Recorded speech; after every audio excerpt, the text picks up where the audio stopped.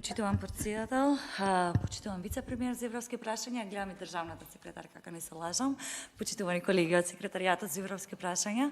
Драго ми е што и веднина сте и вие тука, впрочем како најзаслужни за она што се работи тукму во секретаријатот за европски прашања и она што денеска го имаме на дневен ред, а тоа е законот за ратификација на рамковната финансиска спогодба помеѓу Европската комисија, Република Македонија и владата. Имено морам да потенцирам дека станува збор за исклучително значаен закон, како што и во неговото воведно сеже каже вице-премиерот,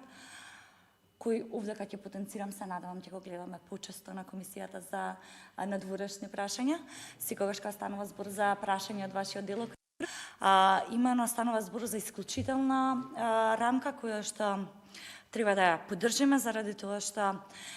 финансиските средства кои што стојат на располагање на Македонија како земја кандидат истовремено се однесуваат не само на централните институции, туку и на локалната самоуправа и тукму преку инструмент во соработка, во партнерство со Европската комисија се обидуваме да ги надоградиме не само институционалните капацитети, туку апсолутно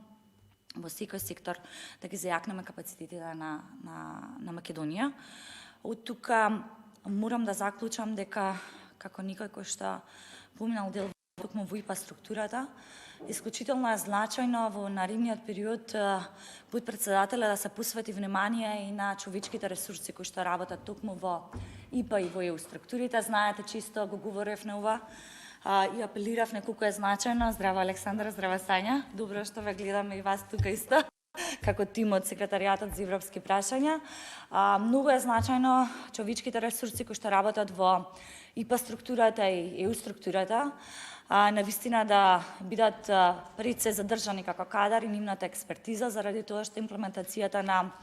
ИПА програмите, овој пат е ИПА тројка, имавни двојка, и КЕЦ, имавни други програми и така натака, кои што претходеа на ИПА, не би можело да се случат и ние не би можеле денеска да дискутираме за или на ваква рамковна спогодба доколку не постојат административните капацитети во институциите. Знам дека имате и вие информации, за жал со години веќе се соочуваме со одлив на кадар кој што е стручен во менаџирањето на ИПА програмата. И тоа е нешто на кое што навистина мораме да се посветиме многу во наредниот период и паралелно со ЕУ структурата. Експертизата нивна е исклучително значајна за да кога ќе седнеме и ќе направиме една ретроспектива како сме ги искористиле или какава е искористеноста, на крај ќе зависи од токму од капацитетите со кои што сме располагали или колку истите сме ги задржале во институциите на централно и на локално ниво. Имено се надевам дека и во наредниот период секретаријатот за европски прашања заедно со хоризонтално со институциите ќе превзема активности, да ги зајакне институциите, да им оддаде една почит и важање на сите оние кои што собра храброста во овие структури за да продолжат да се изборат со сите предизвици кои што ги носи менаџирањето на инструментот за предпристапна помош. И се надевам дека истовремено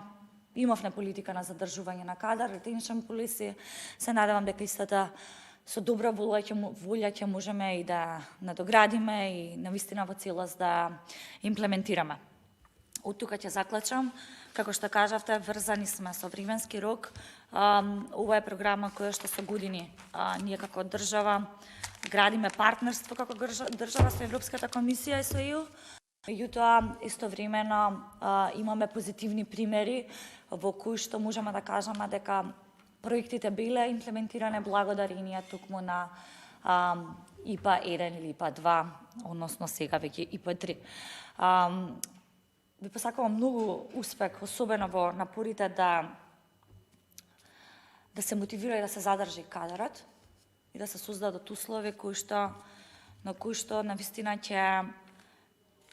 ја чувствуваат како атмосфера која што ќе сакаат и понатака да придонесат или ќе сакаат да работат токму во оваа проблематика, тоа е ИПА и ЕУ. Ви благодарам.